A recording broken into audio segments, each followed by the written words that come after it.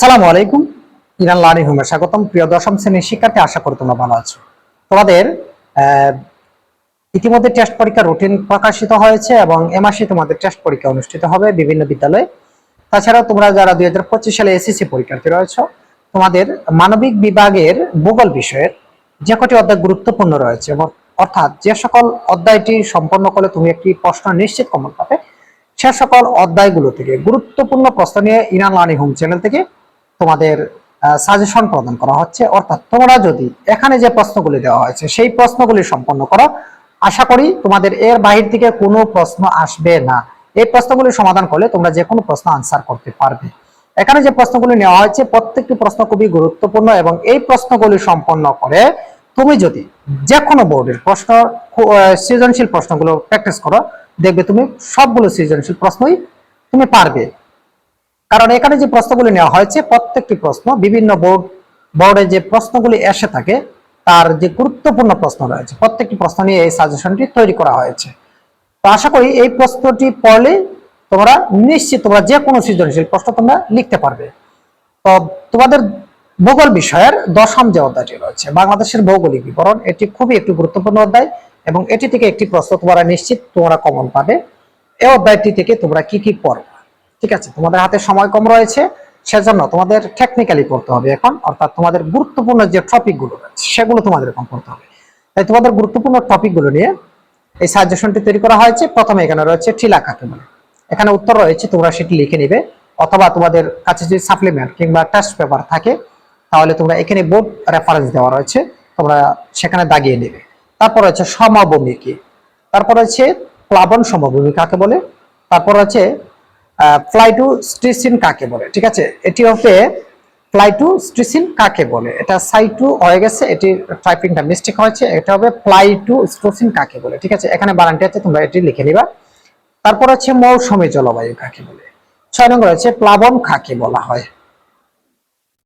তারপর 7 নং যে প্রশ্নটি হচ্ছে বর্ষাকাল কাকে বলে।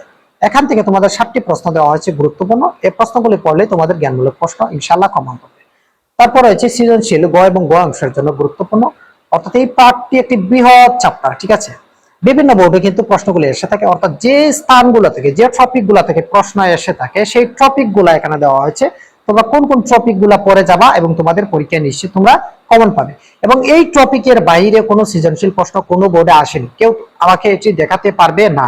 অর্থাৎ তোমরা নিজেরাই বিভিন্ন বোর্ড চেক করে দেখে নিবে এখানের বাইরে কোনো ধরনের সৃজনশীল প্রশ্ন আসছে কিনা। এখানের ভিতর থেকেই বিভিন্ন বোর্ডে সৃজনশীল প্রশ্নগুলো এসেছে। তাহলে প্রথম যে প্রশ্নটি রয়েছে এখানে, প্রথম প্রশ্নটি হচ্ছে এখানে বাংলাদেশের অর্থনীতিতে কর্ণফুলী নদীটির অর্থনৈতিক গুরুত্ব বিশ্লেষণ। অর্থাৎ কর্ণফুলী নদীর যে টপিকটা রয়েছে সেটি তোমাকে পড়তে হবে এবং কর্ণফুলী নদীর যে অর্থনৈতিক গুরুত্ব রয়েছে সেটি তোমাকে জানতে হবে, ঠিক আছে? তারপর হচ্ছে কালবৈশাখী ঝড়ের কারণ, তারপর হচ্ছে গ্রীষ্ম, বর্ষা এবং শীত ঋতুর বৈশিষ্ট্য। তারপর কি পড়বা তোমরা, এখান থেকে পড়বা গ্রীষ্ম, বর্ষা, শীতকালের বৈশিষ্ট্য তুলনামূলক বিশ্লেষণ, একটার সাথে একটা রেফারেন্স করবে। তারপর হচ্ছে বাংলাদেশের জলবায়ু ফসল উৎপাদনে গ্রীষ্ম শীত ঋতুর প্রভাব, কি ধরনের প্রভাব রয়েছে, খুব কাছাকাছি এগুলো গ্রীষ্ম বর্ষা, এগুলোর এই যে তুলনামূলক বৈশিষ্ট্য, তুলনামূলক বিশ্লেষণ, তারপর তুলনামূলক কি প্রভাব রয়েছে সেগুলো একটা টপিকেই তোমরা পাবা, ঠিক আছে? কিন্তু প্রশ্নের ধরনগুলো এভাবে এসে থাকে। তারপর রয়েছে প্লাবন সমভূমি বসবাস কৃষিকাজের জন্য উপযোগী কেন, প্লাবন সমভূমিতে কেন কৃষিকাজের জন্য উপযোগী সেটি পড়ে নেবা। প্লাবন সমভূমি বলতে আমরা কি বুঝি, যে সকল স্থানে বন্যার পানিতে প্লাবিত হয় সেখানে পলি জমা হয় এবং পলি মাটিতে ফসল খুব ভালো জন্মে, ঠিক আছে? এটি খুবই গুরুত্বপূর্ণ একটি প্রশ্ন। তারপর এখানে রয়েছে 7 নম্বরে রয়েছে টারসারিয়া যুগের পাহাড় এবং সাম্প্রতিককালের প্লাবন সমভূমির তুলনামূলক বিশ্লেষণ। 8 নং পর্বে তোমরা বাংলাদেশের টারসারিয়া যুগের পাহাড় সময় অর্থাৎ টারসারিয়া রিলেটেড এই অংশটুকু পড়লে তোমাদের প্রশ্ন মোটামুটি তোমরা লিখতে পারবে এবং এখান থেকে কমন আসবে। তারপর হচ্ছে বাংলাদেশের টারসারিয়া যুগের পাহাড় সময় বিশ্লেষণ, 3টা প্রশ্ন কিন্তু টারসারিয়া যুগের উপর, তাহলে টারসারিয়া যুগটি মোস্ট ইম্পর্টেন্ট, এটি তোমরা ভালো করে পড়ে যাবে। তারপর হচ্ছে প্লাইটোস্টিন কালের সোপান সমূহ, এই প্রশ্নটিও গুরুত্বপূর্ণ, এটি অনেকগুলো বোর্ডে এসেছে। দেখো এখানে যে বোর্ডগুলোতে প্রশ্নগুলো এসেছে এগুলো রেফারেন্স দেওয়া হয়েছে, তোমরা নিজেরাই এখানে দেখে নেও কতগুলো বোর্ডে প্রশ্নগুলো এসেছে। তবে যদি এই টপিকটি জানো তাহলে তোমার জন্য যে কোনো বোর্ড থেকে প্রশ্ন আসুক তুমি সেটি আনসার করতে পারো। তারপর হচ্ছে পদ্মা নদীর গতিপথ ব্যাখ্যা করো, পদ্মা নদীটি পরে নিবা। তারপর মেঘনা নদী রয়েছে, মেঘনা নদীর গতিপথ ব্যাখ্যা। অর্থাৎ পদ্মা নদী এবং মেঘনা নদীর কি পর্ব তোমরা গতিপথ এবং তার সম্বন্ধে বেসিক কিছু তোমরা ধারণা নিয়ে যাবে, তাহলে পদ্মা এবং মেঘনা অথবা কর্ণফুলী নদী থেকে যে কোনো ধরনের প্রশ্ন আসলে তোমরা সেটা আনসার করতে পারবে।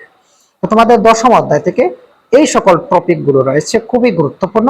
এগুলো যদি তোমরা সম্পন্ন করো, অর্থাৎ শর্ট টেকনিকের মধ্যে এই টপিক গুলো যদি তোমরা উত্তর করতে পারো, তোমাদের জানা থাকে, তাহলে যে কোনো ধরনের সৃজনশীল আসলে তোমরা সেটি আনসার করতে পারবে।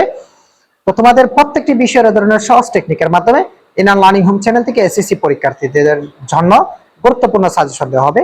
তাই তোমরা ইনার লার্নিং হোম চ্যানেলটি সাবস্ক্রাইব করে রাখবে এবং ইনার লার্নিং হোম ফেসবুক একটি পেজ রয়েছে, পেজটি ফলো দিয়ে রাখবে, তাহলে সবার আগে তোমরা নোটিফিকেশনটি পেয়ে যাবে।